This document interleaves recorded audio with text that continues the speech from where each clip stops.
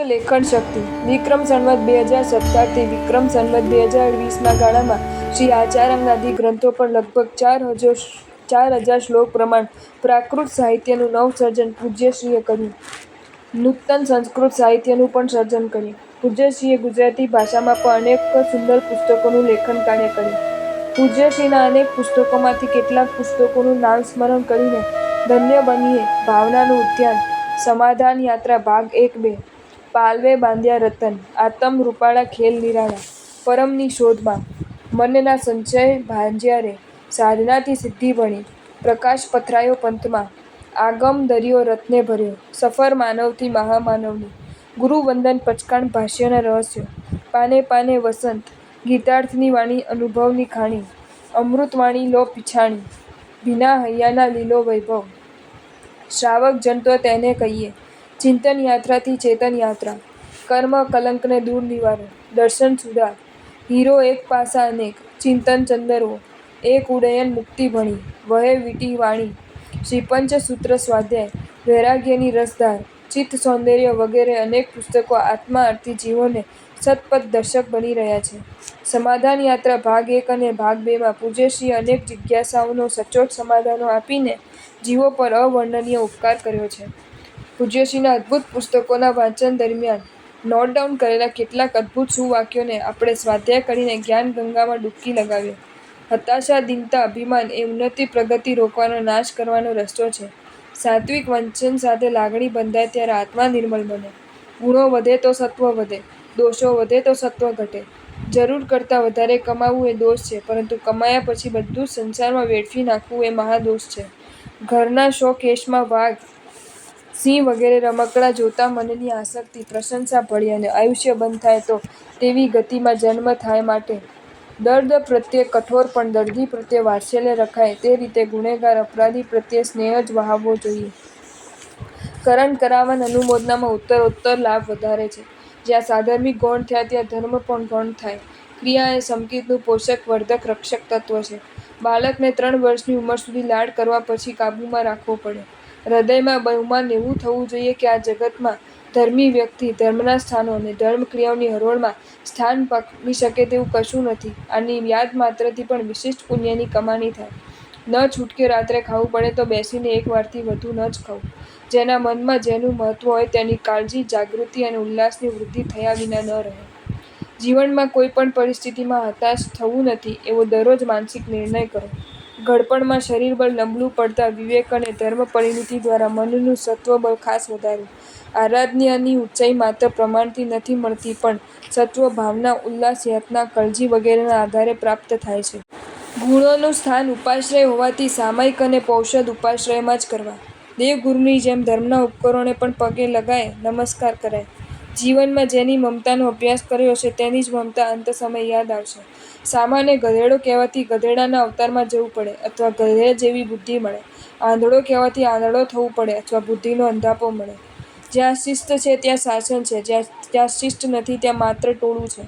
બલ્યવાન પુણ્યવાનના આશ્રયથી પોતાના નબળા પાપના ઉદય દૂર થાય તેમ બળવાન પાપવાળાના આશ્રયથી પોતાના નબળા પુણ્યના ઉદય દૂર થાય.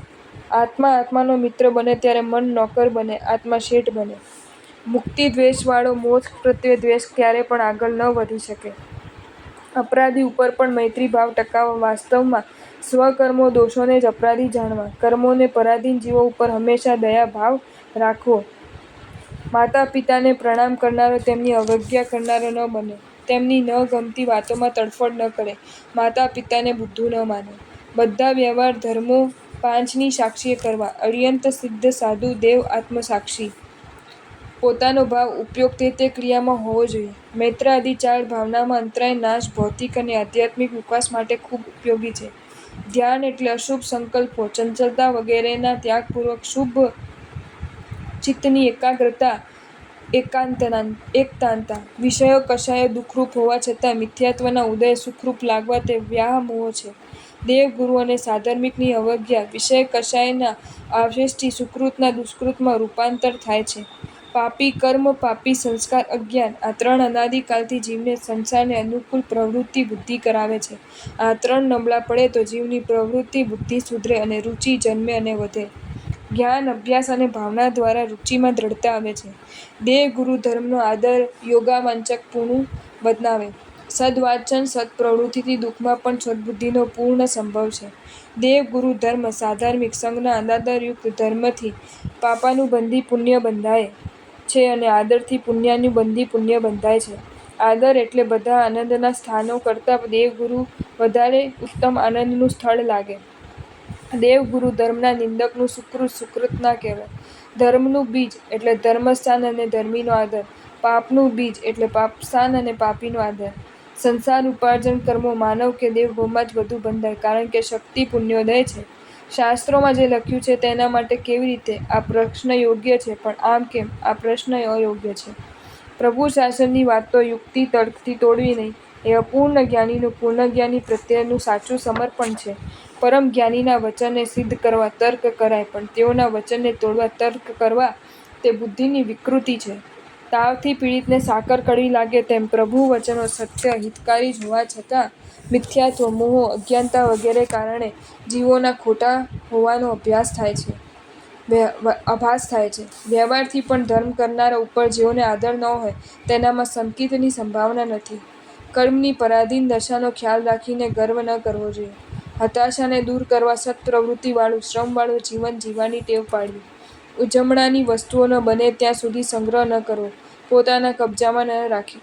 શુદ્ધ સામાયિક એટલે શુદ્ધ દ્વારા વિચારણા કે શાસ્ત્ર દ્વારા સમતાની પ્રાપ્તિ. રાગ દ્વેષની અલ્પતા.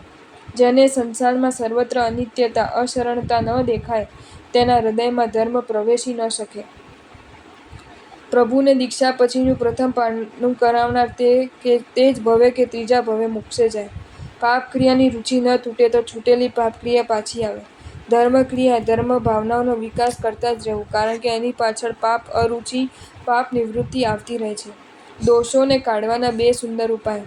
દોષને દોષ તરીકે સમજવો, જાણવો, માનવો. વારંવાર તેને છોડવાનું પ્રણિધાન.